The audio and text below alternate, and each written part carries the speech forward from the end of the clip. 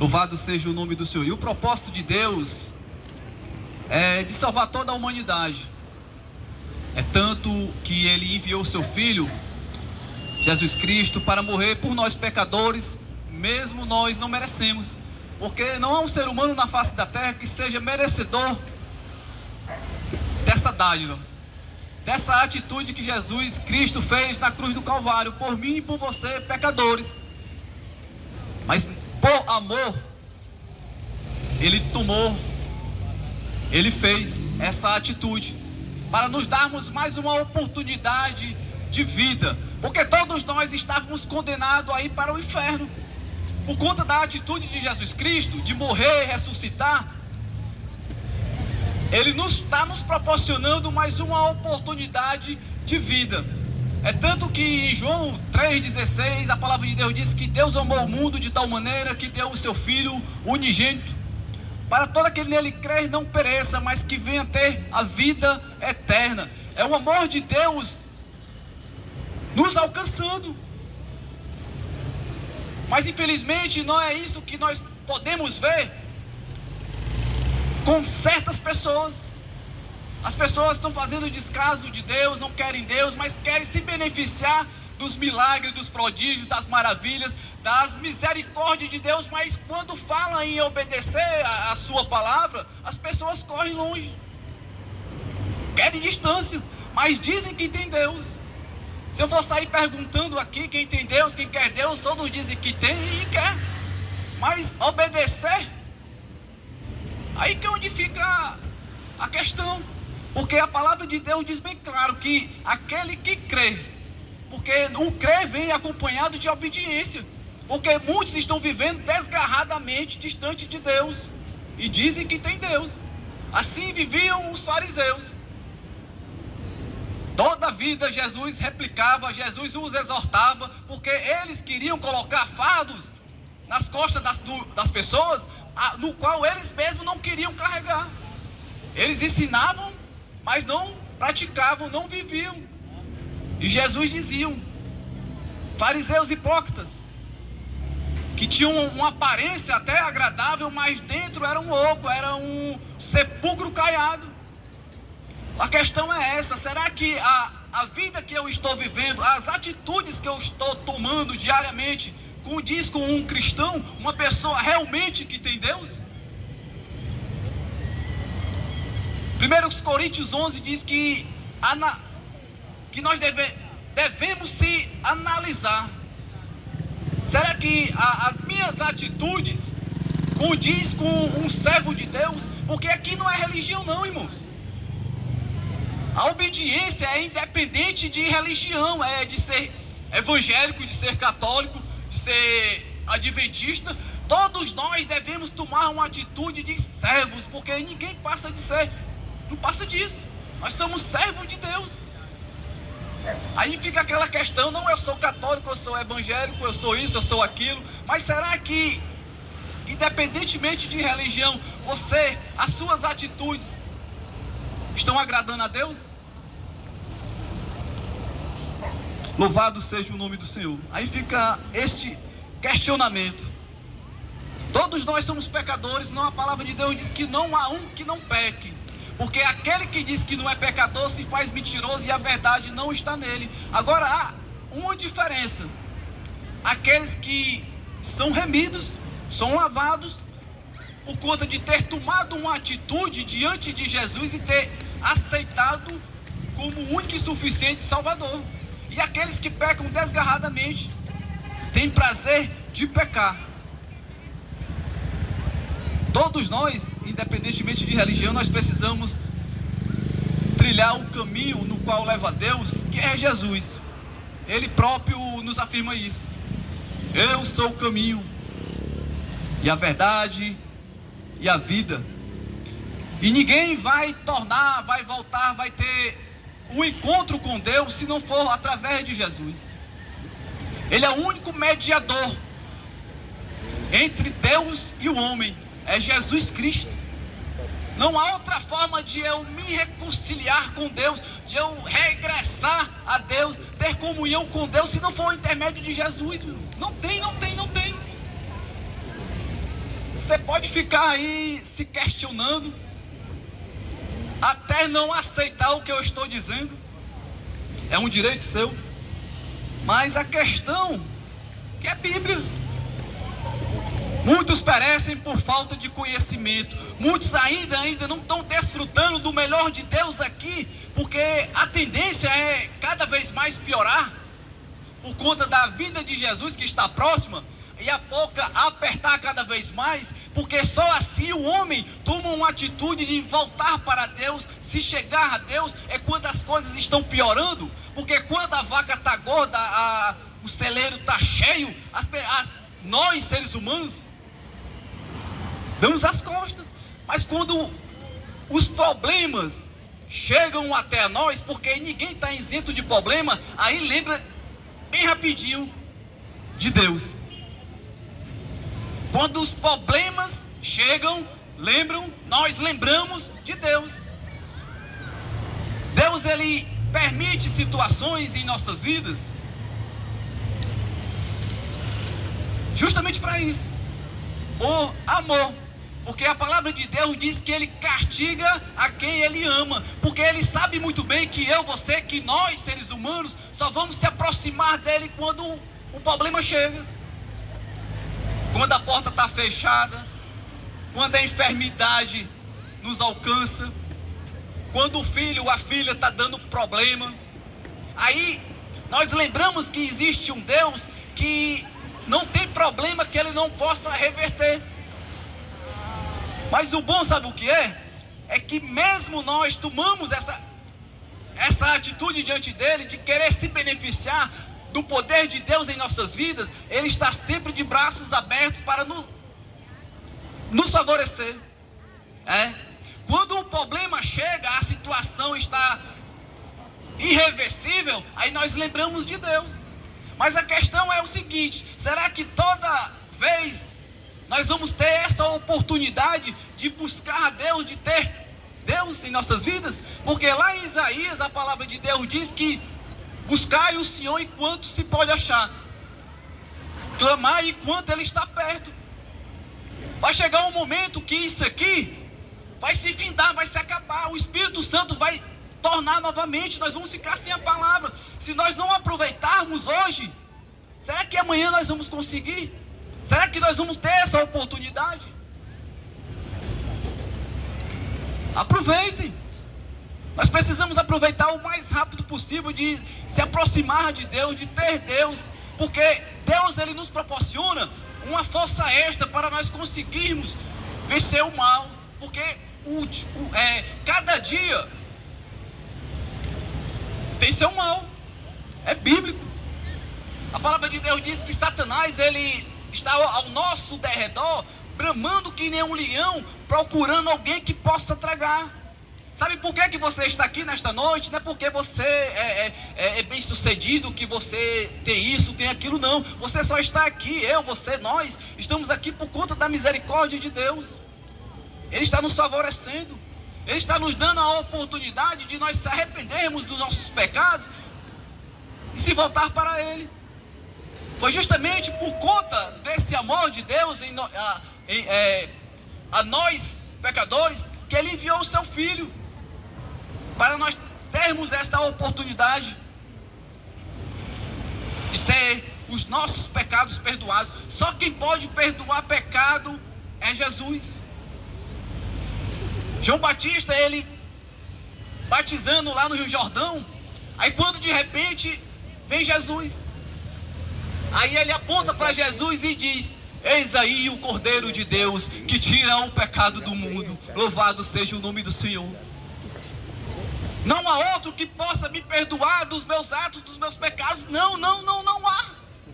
Se não for Jesus, eu clamar a Jesus, pedir misericórdia ao Senhor para que Ele venha perdoar os meus pecados, nenhum outro na face da terra tem essa possibilidade, tem este poder, porque todo o poder foi dado a Ele. Ele era o único que poderia morrer na cruz do Calvário por mim e por você. Não tinha outro na face da terra. Por mais que ele se voltasse para Deus, por mais que ele fosse cheio de Deus, o único que tinha e tem todo o poder, é Jesus. Louvado seja o nome do Senhor. Eu quero convidar os irmãos a abrirem as suas Bíblias no Evangelho de São Mateus, capítulo de número 25, capítulo de número 23, versículo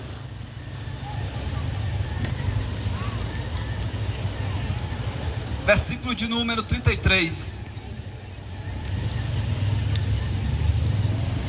que tem como a epígrafe do texto a crucificação de Jesus.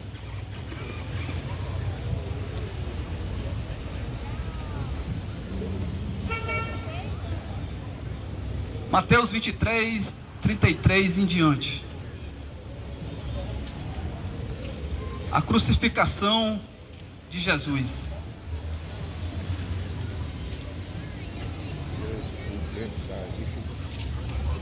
E a palavra de Deus diz assim: e quando chegaram a um lugar chamado Caveira, ali o crucificaram, e aos malfeitores, um à direita e outro à esquerda. E dizia Jesus: Pai, perdoa-lhes, porque não sabem o que fazem. E repartindo as suas vestes, lançaram sortes. E o povo estava olhando, e também os príncipes zombavam dele, dizendo aos outros: salvou, salve-se a si mesmo, se és o Cristo, o escolhido de Deus. E também os soldados escarneciam dele, chegando-se a ele e apresentando-lhe vinagre, e dizendo: se tu és o rei dos judeus, salve-se a ti mesmo. E também por cima dele estava um título escrito em letras gregas, romanas e hebraicas: este é o rei dos judeus. E um dos malfeitores que estava pendurado blasfemava dele, dizendo: se tu és o Cristo, salva-te a ti mesmo e a nós. Respondendo, porém, o outro repreendeu-o, dizendo: tu nem ainda temes a Deus, estando na mesma condenação? E nós, na verdade, com justiça, porque recebemos o que os nossos feitos mereciam, mas este nenhum mal fez. E disse a Jesus: Senhor, lembra-te de mim quando entrares no teu reino. E disse-lhe Jesus: em verdade te digo, que hoje estarás comigo no paraíso. Louvado seja o nome do Senhor. Amados irmãos e queridos ouvintes da palavra de Deus, Jesus estava sendo crucificado. E junto com Jesus colocaram um ladrão à esquerda e outro à sua direita. Nós podemos comparar hoje, infelizmente, como os dias de hoje. Jesus Cristo prestes a ser crucificado, proporcionando o que ele proporcionou no seu ministério terreno, que foi ensinar a humanidade, fazer milagres, prodígios e maravilhas, mas mesmo assim as pessoas não conseguiram enxergar nele o Salvador. Justamente os dias de hoje estão assim. A palavra de Deus está sendo pregada, a Bíblia está aqui para que você possa ler e entender, pedir a Deus misericórdia, perdão pelos seus pecados, pedir a Deus para que Ele possa lhe preencher com o Espírito Santo de Deus, para que você possa ser conduzido novamente a Deus e entender qual o propósito de Deus em sua vida. Graças a Deus que que estava prestes a morrer, porque ali ele já estava condenado, não tinha mais como ele voltar atrás. Entendeu que ali estava a salvação. Mas infelizmente nem todos entendem que Cristo Jesus é a salvação da humanidade. Por mais que ele venha se autoafirmar como o único caminho que nos levam a Deus, muitas pessoas ainda procuram de outras e outras formas se chegar a Deus, mas infelizmente não vão conseguir, porque o único que pode nos fazer isso é Jesus. Um podendo ter aproveitado a oportunidade, ter feito que nem o outro, de entender que estava ali por conta dos seus atos, dos seus feitos, estava ali porque ele tinha roubado, tinha feito isso e tinha aquilo, e por conta das suas atitudes ele ia ser condenado. Um entendeu, um reconheceu, mas o outro não, podendo ter aproveitado e ter pedido Jesus para que, da mesma forma que o outro, Senhor, lembra-se de mim quando tu estiveres no teu reino. Mas não, zombou. É o que está acontecendo, infelizmente, nos dias de hoje. As pessoas estão zombando, estão escarnecendo do Cristo. Aqui nós não estamos falando de nós mesmos, não, irmãos. Nós estamos falando de Deus, porque Ele é o único que pode nos beneficiar neste mundo mau.